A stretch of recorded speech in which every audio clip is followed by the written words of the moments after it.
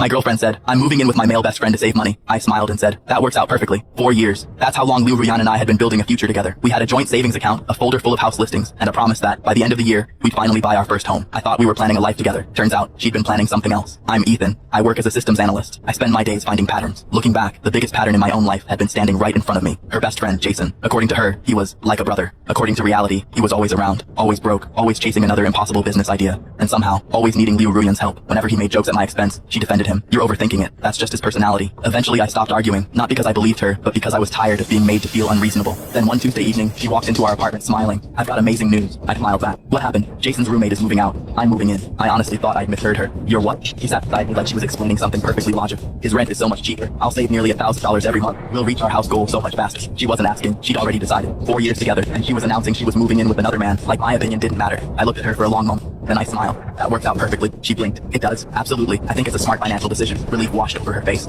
She thought she'd won. She had no idea the conversation had just ended our relationship. That night, while she excitedly called Jason to make plans, I quietly made a few plans of my own. When she hung up, I sat across from her. You've inspired me. She laughed. What do you mean? Remember that overseas contract I told you about? The 2-year project in Europe? I accepted it. Her smile disappeared. You, what? I start in 3 weeks. The timing is actually perfect. You'll be living with Jason. I'll be overseas. We'll both save money. And when I come back, I'll be able to buy a house outright. She stared at me. But what about us? I shrugged. We're both making sacrifices for our future, aren't we? For the first time that evening, she looked nervous. Over the next 2 weeks, she kept texting me. Have you started packing? Did you really sign the contract? Can we still talk every night? I answered every message the same way. Don't worry. We have a plan. She relaxed again. Meanwhile, I quietly ended our apartment lease, separated our finances, canceled every shared subscription, and closed the joint savings account after transferring my contribution into my personal account. When we divided everything, she discovered something she'd never bothered to notice. Almost 90% of the savings come from most of the furniture I'd owned before we met. She walked away with her clothes and less than $1,000. For someone chasing financial freedom, it wasn't the start she'd imagined. 3 days before she moved, my phone buzzed. It was Jason. Dude, you're actually okay with this? I smiled. Of course. She's free to live wherever she wants. He replied with a laughing emoji, then another message. You're easier to fool than I thought. A few seconds later, another notification appeared.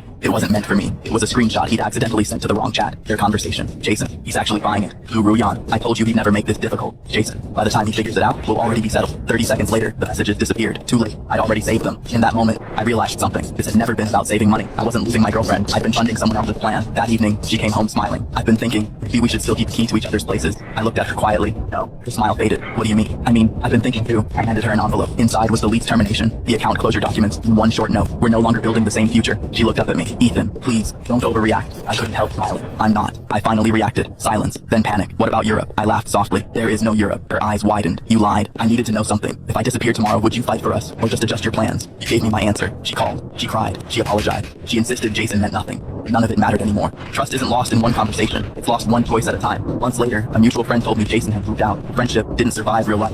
Funny how quickly fantasy falls apart once the safety net disappears. Sometimes people ask if I regret ending 4 years together. I don't. Because the day Liu Ruyan decided another man's apartment was part of our future, she'd already left. I was simply the last person to stop pretending she had.